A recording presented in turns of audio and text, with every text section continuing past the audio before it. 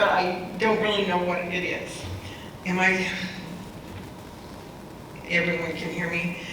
He is a published author of 5 books.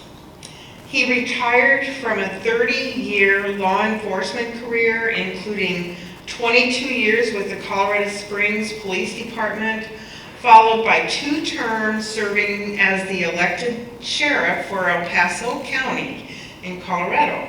After being term limited as sheriff, John worked 10 years in the corporate world and retired from Lockheed Martin in 2012 to launch a small consulting business, allowing him the freedom to pursue his first love of history, writing, and the arts. His historical research along the Santa Fe Trail is focused primarily on the mountain branch from Benzel Fort to Santa Fe, New Mexico, including the Civil War battle site at Glorieta Pass, which we've been to several times. And so I am here to just tell you to please welcome our speaker, Mr. Anderson.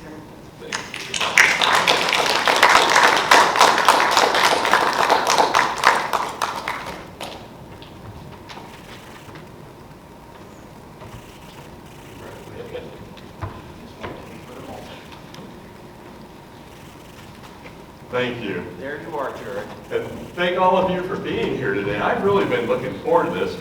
I didn't tell Adonna, but I said I'd have driven down here if there's just one of you. Because I don't know about you, I was ready to get out of the house and go do something. I think I've had 8 or 9 talks and book signings canceled this year, postponed. And I just thought Adonna was going to, in the last week, was going to say, no, they decided not to do this. So I was so relieved. And it's so nice to see so many of you here. But I know there's so many of your members that can't be here. So I'm so appreciative of Kevin back here videotaping this, and for all of you that'll be watching this later on. When John Carson was up here speaking, John, it's been a little while since we talked. It's good to see you again. And I was just sitting there thinking of some historical research I was doing on Kit Carson and the Ute. Now, probably 90–95% of the research that I've done on these Native American culturally modified trees are with the Ute. Now, there were other tribes that certainly modified trees, the Comanche and the Hickory Apache for sure, and the Cherokee, and I'll talk and get into that a little bit here in a minute. But as many of you know, Kit Carson had a very close relationship with the Ute, and in particular with Chief Ouray. Chief Ouray had 4 sub-chiefs right as they were being forced onto the reservations right at the end of his life. One of the most famous is Chief Severo, and it's been my privilege since I retired from Lockheed Martin to become very connected as a mentor for me with Dr. James Jefferson, and I'll introduce you to him here in a minute. And Dr. Jefferson is the great-grandson of Chief Severo, and I can't help when I'm with him thinking of that heritage and that lineage. I've also tried to research everything I can on trail marker trees and culturally modified trees anywhere in the Southwest. Dr. Jefferson has told me along all of the old trails, you're going to find these trail marker trees. The old Spanish Trail has them. He said many of these trails are going to have those. The Santa Fe Trail, not so much, because we didn't have a lot of trees once you get outside of Westport and outside the riparian area along the Arkansas. But most of those are cottonwoods, and those aren't as long living as some of the ponderosa pines, so they may or may not have modified those. But one of the things I remember in the research that talked about Kit Carson's relationship in using the Ute as scouts was when the Ute were guiding Kit Carson through an area over their ancient homelands. There's one specific reference talked about 2 Utes dismounting from their horse to ride up to look at some petroglyphs on the side of the wall. And Kit Carson is telling his biographer, one of them, that he was disappointed because the 2 Ute scouts wouldn't allow him to come up to look at that rock face because that was something in their culture that was so protected that they wouldn't let that information out. So Kit Carson was disappointed that he had to wait and when the two youths returned, they got back on the horses and they said, we're going this way, we're going to turn off over here. And that's very similar to what it was with the trail marker trees, and there's other types of culturally modified trees, so we'll talk about those. In fact, the trail marker trees are all over the United States and Canada. There's been trail marker trees identified in 44 of the contiguous states and into Canada and British Columbia. So it's not surprising that we would have them also here in Colorado, especially with the convergence of so many of the trails that we have. One of the things as an author I'm so thankful of is finding a cherished primary source. And for those writers and researchers out there, I know that that's something that you all probably cherish as well. Here's a reference that I really come to love. It's the Cherokee Trail Diaries. And this is written by Patricia Fletcher, her husband, Dr. Jack Fletcher. Does anybody know Patty and Jack? They're real active with the Juan Bautista de Anza, shortened to Anza Society, that I'm a member of. Bob DeWitt, who many of you know, Bob and Dorothy, they couldn't be here just because of the concerns with the COVID and not want to take any risks, and they said they'll catch the video later on. But Jack and Patricia have done extraordinary research, probably more than anybody except maybe Lee Whitley. And Lee is the one who's authored a separate book on the Cherokee Trail. So for those, how many of you are familiar with the Cherokee Trail? A few of you. For those of you that aren't, that didn't raise your hand, I know there's one or two who may have already fallen asleep. That's okay. You know, there's real comfortable chairs I was noticing. So if that happens, that's all right. It is after dinner. But I'll keep it short on the Cherokee Trail because that's not what I'm here to talk about. But the tie-in is the Cherokee Trail continued west on the Arkansas, where the mountain branch goes south towards Fort Union, and that's of course where our Cimarron cut off, and the mountain branch come back together there in northern New Mexico at Fort Union, continues south, and then on over Gloria Pass and into the town of Santa Fe. But when you continued further west on the Arkansas, to what was the old Fort El Pueblo, you're now on the Cherokee Trail. And it turned at Fountain Creek, and the French trappers talk about this too, as you went up what they called Fontaine Buell, which meant fountain or waters that boil, and they're referring, of course, to the originating waters, the headwaters of Fountain Creek in Manitou, the bubbling springs, the carbonated waters there. So the French were very familiar with that route, almost certainly did not blaze that trail. Almost certainly those French trappers were following an existing Indian trail. But the trail name that most people reference from where the mountain branch deviates to go south across the Arkansas that continues to El Pueblo, then goes north and ends up connecting Bent's Old Fort to Fort Bridger, where your California-Oregon Trail is. So that north-south trail is known as the Cherokee Trail. And what's really ties in here is almost all of your travelers that were coming, particularly coming west, crossing the Mississippi, following the Arkansas, and then going north from there along the Front Range, they are on the Cherokee Trail.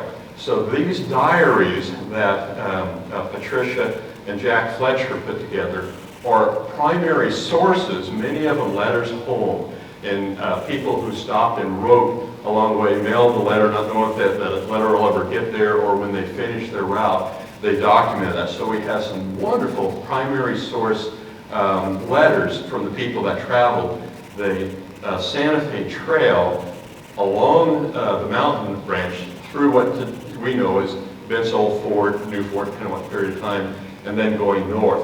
The two important things that tie in here is we found some extraordinary trail marker trees, particularly in the Black Forest area when you get up to El Paso County, that are unmistakably un-Ute-like. They look different than any of the Ute trees, trail marker trees we found anywhere else. And these, you can literally be standing in the wagon ruts, the wagon swells, on the Cherokee Trail, and you can look over maybe 50 feet, and you can start seeing these trail markers one after another after another.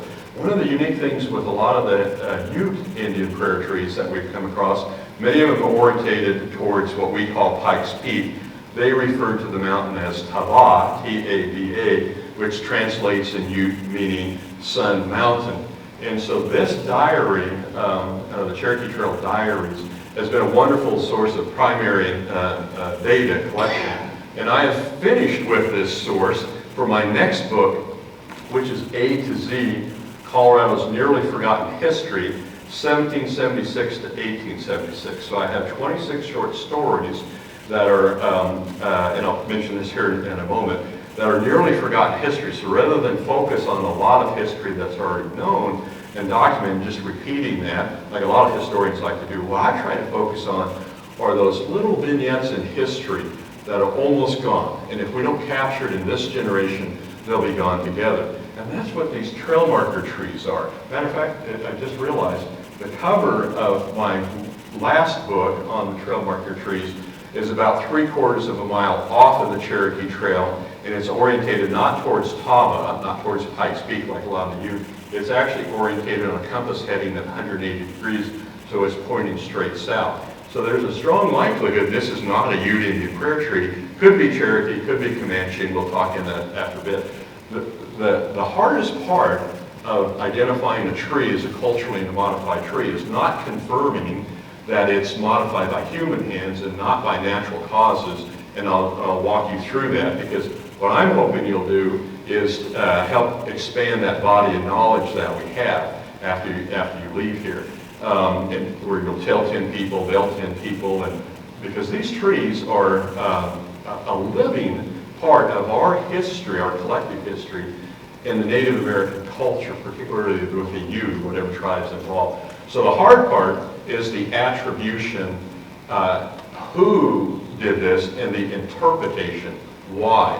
Because there's nothing written in the Ute language about, the Ute didn't have a written language as so many of the other tribes did. The Cherokee are an exception. They did have an alphabet and they did do some writing. So anyway, to finish out on this reference here that I've just completed for my next book that's coming out, this I'll leave behind with LaDonna, so that you can use that as a reference, so you can go back in time and read people's personal accounts of when they were traveling along the mountain branch of the Santa Fe Trail. And then this is one other source that I found in my research for this next book, and I just wanted to read you just how this starts off. It's by Lucy Fosdick. Does that name sound familiar to anybody, Lucy Fosdick? Let me read this first paragraph, or part of it. Although 43 years have passed since I, as a little girl, crossed the plains of Colorado with my father, mother, brothers, and sisters, much that happened on the way is fresh in my mind, and thinking it may be interesting to the children of this generation, and perhaps to other older persons as well, I have determined to write down what occurred to me, hoping to give others some idea of what a journey of that kind really was before the days of railroads and cars. Lucy Fosdick traveled the Santa Fe Trail in a covered wagon with her parents, came right through where we're at now. Now this would have been in 1860, so we're still part of the Kansas territory. And as she's traveling west, I'm sure her mother, just to keep her busy, gave her something to write in a little diary. And Lucy goes into great detail about the experience. Especially interesting was the experience before they left, because they left Boston. So just to get to Westport, where they started, was a journey, and she's traveling with her mother because her father was already here. And he was laying out the plat, surveying what becomes the town of Boone. And the family, after they come through the Santa Fe Trail, Bent's New Fort, and she writes about that evening and about the Indians she sees.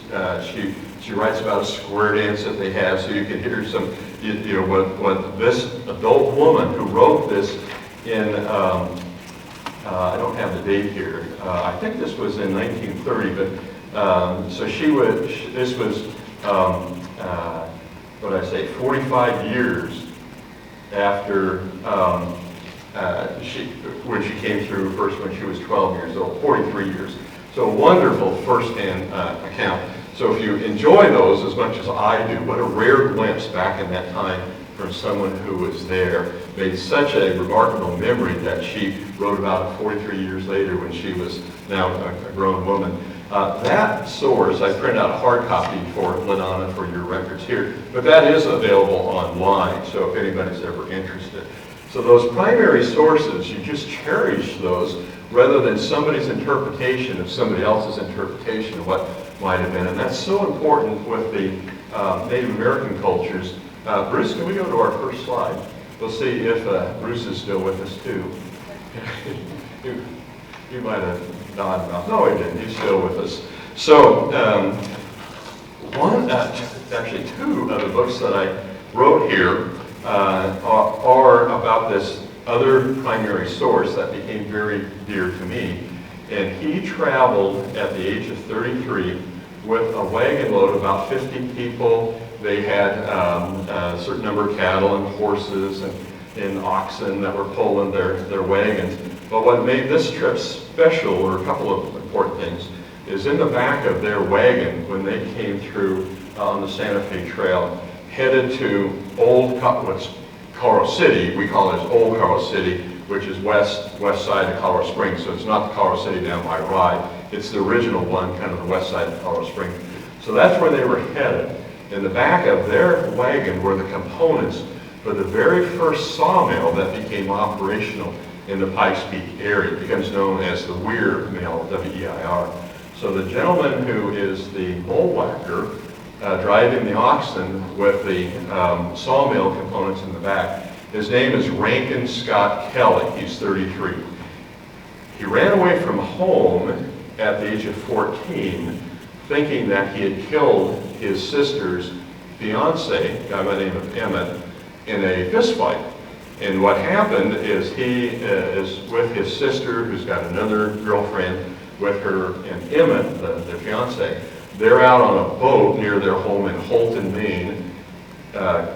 Rankin Scott Kelly, we'll call him Scott. Scott, 14, walking on the banks with another friend about his age, another boy, watches, and something happens that Emmett causes, probably like most young guys, I'm sure I was one, is doing something, showing off, rocking this rowboat, it tips over.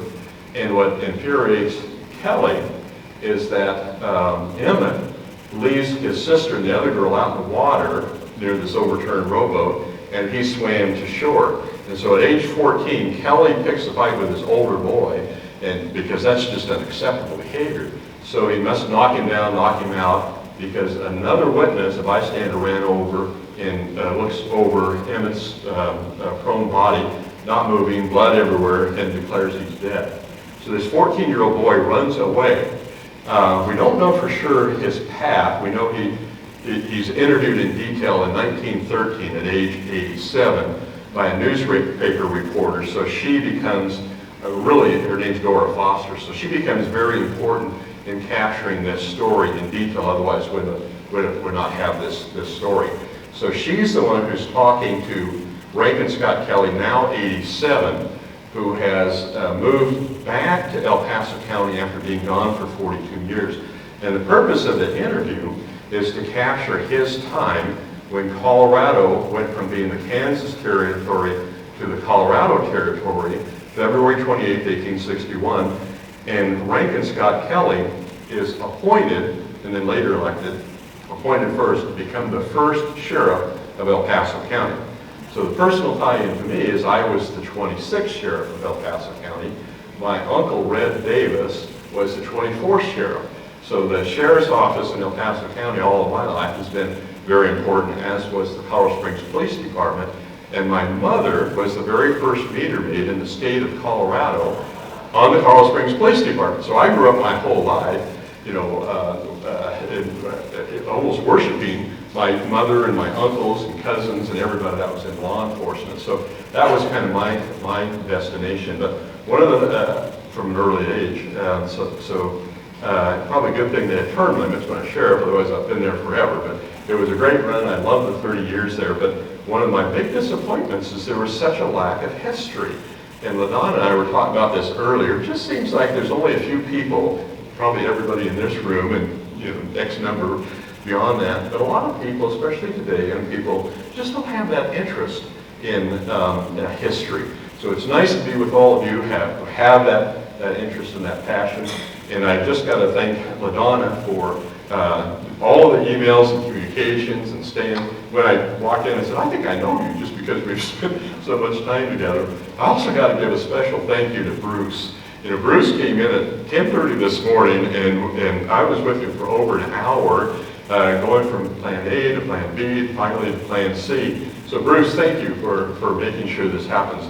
I have got to say, I don't know that I've ever seen my slides on a big screen like this, and I for sure have never done a presentation with surround sound. So I don't know about all of you, but I'm really enjoying this. This is going to be a lot of fun.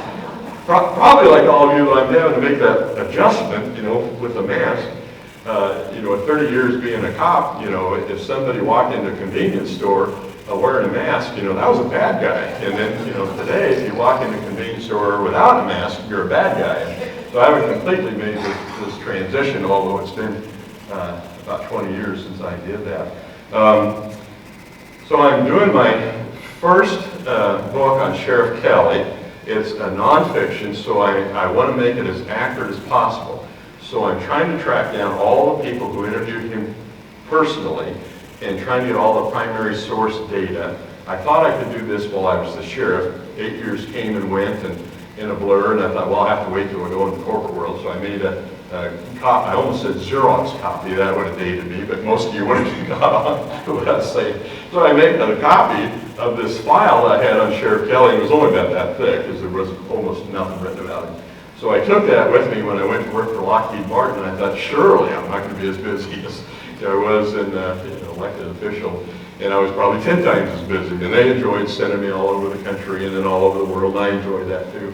But when I had a chance to take an early retirement with them, I jumped at it because I said, I've got to get this book written. There's 3 or 4 books behind that, and I've really enjoyed the last years of being retired. And I know, John, you will too, and I'm sure there's a multitude of books that are on your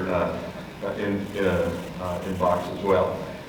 So I'm retired about 2 or 3 weeks, and one of my first destinations is Vence Old Fort because I've got to get as much firsthand data as I can on the Santa Fe Trail and Sheriff Kelly coming through when we're part of the Kansas Territory, 1860 in the summer, late June, and there was very little there. Fortunately, the fort's been reconstructed. It's just beautifully done. I'm preaching the choir literally here, but I really have to acknowledge the National Park Service and the effort to restore and make it as authentic as possible. And so I shot the photo on the left inside. Probably many of you have been stood in that place. That's such an iconic photo. I just love that photo, one of my favorite photos. And when I walked out the main gate, turned right to go down the Santa Fe Trail, standing on the Arkansas. All of you probably know this. When you're looking at a stream or river, you always are on the left bank or the right bank if you're looking downstream. That's how all the trappers, everybody talked about left bank, right bank, downstream. So I'm on the, now I'm confusing myself. I'm on the left bank of the Arkansas River, and I'm standing literally in wagon ruts that had to be the Santa Fe Trail, or one of the ones that was used right there outside of the fort. And I'm thinking, this has got to be where Rankin Scott Kelley was standing when he came along, because, again, this would have been Vence Old Fort, so they would have stopped for provisions at the new fort, but he talked about coming through Vence Old Fort, as almost everybody does, to include the people I mentioned here earlier as primary sources, because it's still very well known, as all of you know.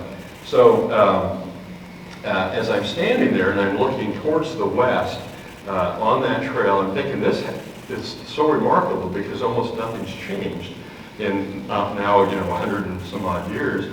And so that becomes the cover of my first book, and that's one of the ones that I brought down here too. So one of the things that I was disappointed about was such a lack of a lot of material on Sheriff Kelly. We might find a little one paragraph of a shootout that he was involved in. He survived 4 shootouts with outlaw gangs, He had his horse shot out from him twice. On one shootout where a horse was shot out from him, his boot heel on his right boot was shot off, and the stirrup was shot off of his saddle. And I look back at the 8 years that I had, and I remember this very distinctly in about, I think it was 97. When I compare my time to Sheriff Kelly, where he was involved in the shootouts in the Indian Wars. But the one remembrance I have of my time in office was in about 97, I got a really severe paper cut. And you know how those paper cuts can bleed, that can really sting. So that's about the height of my excitement compared to his. But I wanted to start with this slide and show you this blueprint, this diagram on the right. How many of you are familiar with that? Most of you are. And I came across this one. The National Park Service has been wonderful to work with. Nearly everything they have is open to public, and they encourage that use. So I want to make sure you were familiar with this, because that's the blueprint drawing that was used for the reconstruction. First, let's go to the next slide.